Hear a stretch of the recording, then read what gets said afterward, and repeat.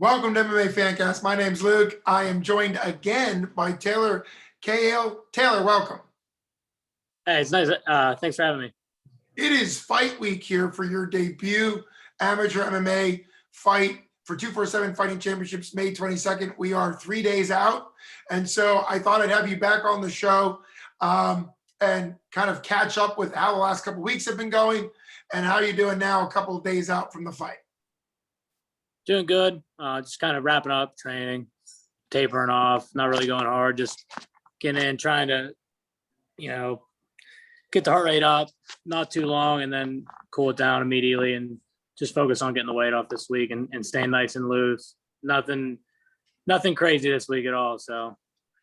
And given your wrestling background with 5 years of wrestling at Division I at college, how is your weight management? This is probably the first time you've had a long period of recovery. You basically get 24 hours of recovery. I don't think you get that in wrestling. So how does it compare? Man, I don't know. I'm excited for it because college wrestling dome meet is a 1 hour turnaround and then tournament 2 hour turnaround. And I've been to a point, I know when I was making 65, 57 at Clarion, man, I was hitting 12 hours later. I was doing my best wrestling. I'd weigh in at 157, 12 hours later, I'd be 173 pounds. I didn't feel good my first one. Yeah. I felt like I had cement in my shoes 1 hour after a weigh-in, but I'm telling you, at the end of the day, 12 hours after, I felt like a beast. So I always got better as the tournament went on. I think that was one reason why. So I'm excited to get almost a 24 hour. I think it's going to be 23 hour turn at 165 pounds. And I'm going to be freaking huge the next day, man. And I got everything set up the way it should be. I know that I'm going to have to get a good hard blow in Saturday morning before I even warm up. So I got my brother and two of my old teammates coming in from UB, and Saturday morning we're going to get in my shop right here, and we're going to get at it before I head out to Pittsburgh, so I can blow that food out a little bit and really be ready to go. Well, it definitely sounds like your high level of competition experience competing at Division I not only gets you ready and you have that experience, but you also have the friends, the former teammates around you who are used to preparing for competitions. What do they think? What are your former University of Buffalo wrestling? I see the shirt you're repping. What do they think of you transitioning to MMA? They're excited for it. All I've ever talked about when I was in college. I always wanted to fight. That was number one goal. I got into a lot of fights in the room, so it was kind of fitting, Certainly. And I remember when we had you on the show the first time to talk about what led you. You have a really good wrestling career, but you said you started watching the UFC before you ever started wrestling as a kid. And it was one of the things that took you into wrestling because you loved the idea of getting to compete in MMA. So it sounds like a long-term plan and journey for you. It's why it's so exciting. Now, speaking of long-term, and I won't ask for future plans right now just because of, you've got your first fight here in 3 days, but weight-wise, it's a catch weight at 165. MMA weights tend to be 55 or 70. So what question I'm going to ask you?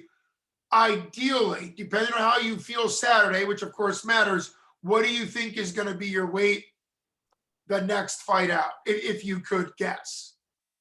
There's a reason why it's 165-pound catch weight.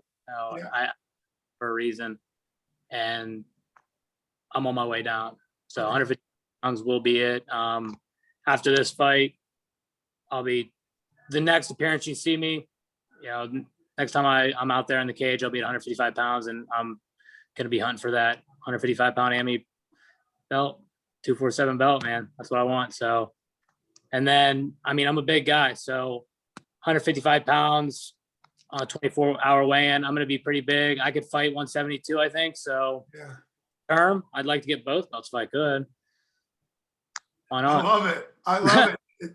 That's great. Well, the original amateur welterweight champ, Cody Reese, I've met him. He's probably 5'8"-ish, not not a super tall guy for 170, a really power wrestler slash boxer out of North or South Carolina. I like Cody a lot. So that's something that definitely I think can work well at 170, being a strong, powerful guy, obviously. What? I think it's definitely hard to handle sometimes. You have to find, you really would have to go look far and wide, for a really good striker to beat, a 170-pound guy that's 5'8" and an explosive wrestler. I mean, it's just a hard thing to beat. It really Exactly. is. Hard to beat. Now, so obviously, just for our fans that may not know what catchweight is, I think catchweight makes a lot of sense, particularly at the amateur level, to get fighters in there at a weight they're comfortable to try to figure out what would be best for them. And so I'm glad that they were able to do a catchweight for you for your debut at 65. And I figured I'd ask because you mentioned the weight. I figured there was either a plan to go up or down. In your case, you're planning on going down going forward. So that's wonderful. Obviously, this is a few days out. Who are you bringing with you? You mentioned your brother. Who are you bringing with you to the fight Saturday? Because obviously this is going to be exciting. Who are you excited to have there alongside you Saturday? They're coming. They're all coming. Somerset County. Yeah. There's gonna be a huge group. I might have sold probably the most tickets on the card. I don't know the exact numbers, but I'm confident with the amount that I sold, and there's gonna be a lot of pay-per-view buys too. I couldn't put a finger on, the people that are coming with me because there's a lot. They're coming to support, and they're ready to see it and watch my debut. It's been a long time coming, and we're all really excited. We've never really had anybody from the area go out and do something like this. So, I mean, they're ready. I think maybe a little bit more excited to watch my brother Tanner get in there too. So he's a little bit more of a fireball than me, but it's a long time coming, and they're coming. And what's the game plan with Tanner? When is he planning on getting in there? He'll be there August 7th. Okay, so he'll be on the August 7th card. Fantastic. I have to apologize since we mentioned the August 7th card. I accidentally broke the news here for the August 7th card before Ryan Middleton announced it for 247 Fighting Championships. I don't know if that was with you. I think it might have been. So whoever I broke it with, I apologize to Ryan Middleton, and I appreciate his kindness in me breaking news. I didn't realize I was. But obviously, I think fighters know that August 7th is going to be the next fight for 247 Fighting Championships. I'm glad they're going May to August because I think that you and other fighters who are on this card that get wins are going to want to make the turnaround. Then obviously for your brother or others, the current reigning 185-pound champ you've probably seen on Facebook, Cole Masick, he hasn't been able to get a fight. So I know he's planning on hopefully be able to get a fight by then. So we're already excited about August 7th, but you've got May 22nd coming up. And I'm going to quote you that your plan is, quote, "I'm coming for the amateur 155-pound belt." So that's going to be the quote of this interview. So I hope you are prepared for that expectation. Put it everywhere. And one last question. What is it like for yourself? I've interviewed you now twice. You come across as very dedicated, focused, driven. What's it like to put these expectations out there for yourself? I mean, you got to. I mean, if you're confident in your work and you're actually working hard, a lot of people just talk about what they're doing. They're not actually doing it. And I've made this basically every single aspect of my life. I have the best coach in Pittsburgh, maybe the East Coast, and I'm training constantly. I'm training honestly 8 to 10 hours a day, and maybe not always physically, but a mental side. I'm always absorbed in some sort of martial arts. I have Paul DiGregorio as my strength conditioning coach. He's huge into movement and isometric loading and being able to produce more force out of nowhere. He works for the Pittsburgh Penguins organization, and I have my brother around me. My family support me. My girlfriend's always here. She's always supporting me. I just don't think that there's anybody at the amateur level that is going to be able to match it.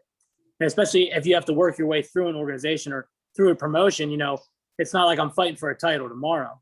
Right. You give it a year, you give it 6 months. I mean, you're going to have to look far and wide for a guy to beat me.